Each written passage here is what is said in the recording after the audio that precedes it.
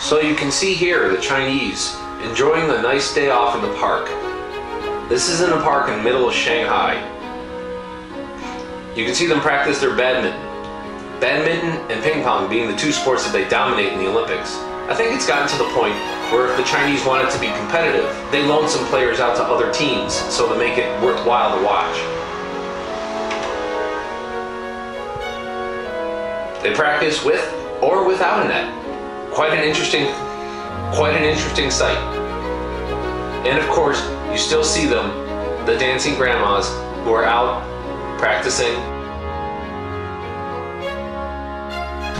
It has to do more with the Eastern philosophies of medicine and health.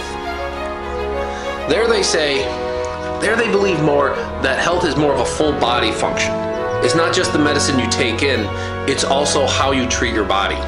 And that's why they do things like Tai Chi in order to make their spirit better.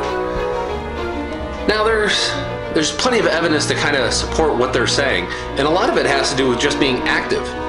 In fact, the rates of obesity are far below that of the United States. So there is definitely something to it, to maybe doing some of these exercises. But at the least it's very fun, and it also makes them very social. Social on a level that I don't think you see this very often in any kind of US park, except for arranged functions. This is an everyday occurrence in Shanghai. Shanghai, the city itself, depending on how you want to draw the border, can be a 20 million, 30 million, or 40 million city.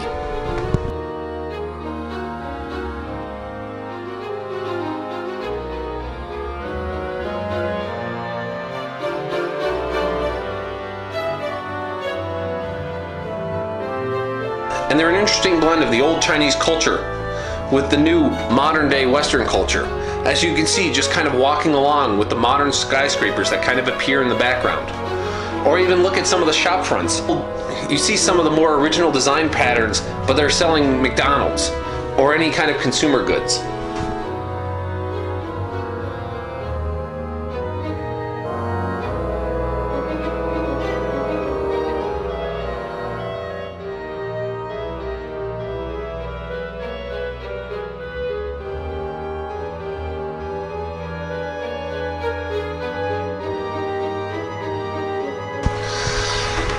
This is definitely a place where you can pick up a street vendor food. Plenty of shish kebab or other delicacies are available here as well. All worth a little try. Try not to get too far off the slip, since you never know what you might find and the food might not agree with your digestive system.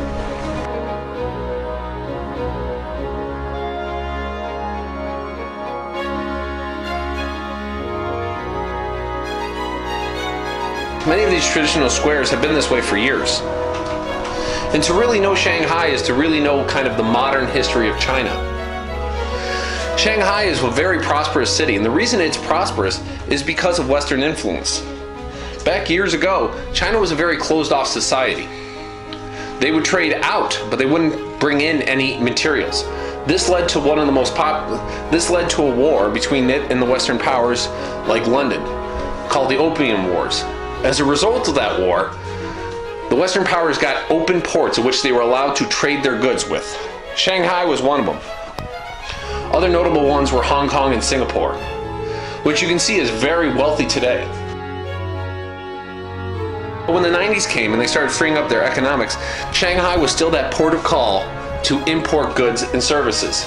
And this is why it became such a dominant economic force for China.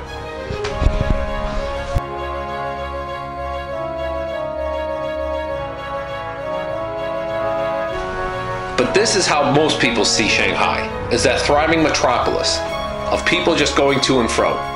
Probably the closest thing you could kind of compare to it would be Times Square, with all the lights.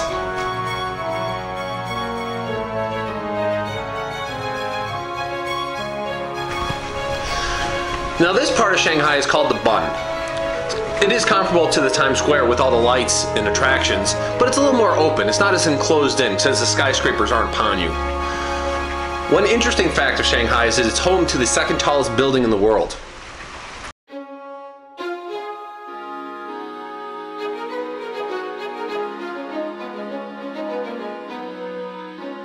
Just looking around, you can see the impressive light display.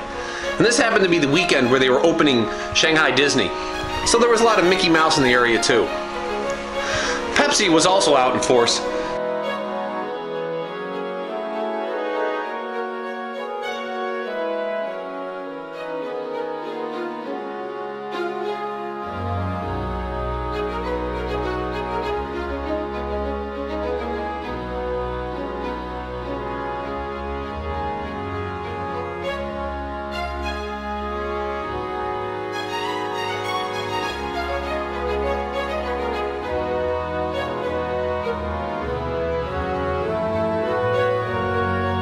Which is really nice. There's plenty of squares and even statues which will describe some of the history of Shanghai to it. Plenty of monuments and museums, and it's definitely a worthy go-to destination.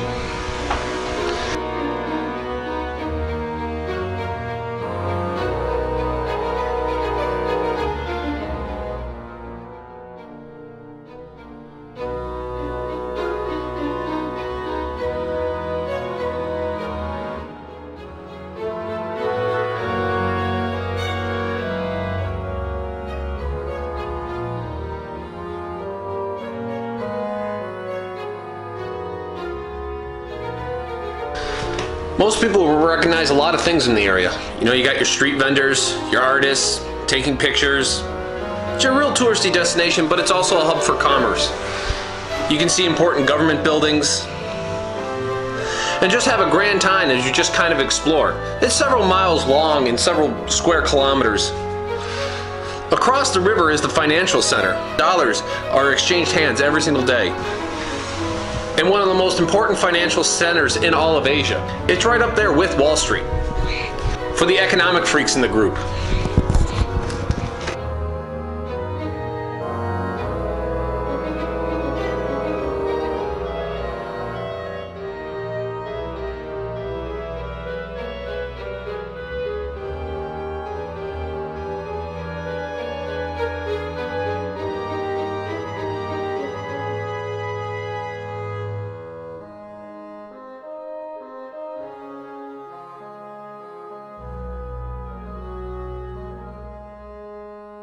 There's even a brewery in the area. They call it the Bund Brewery, which will be the next episode.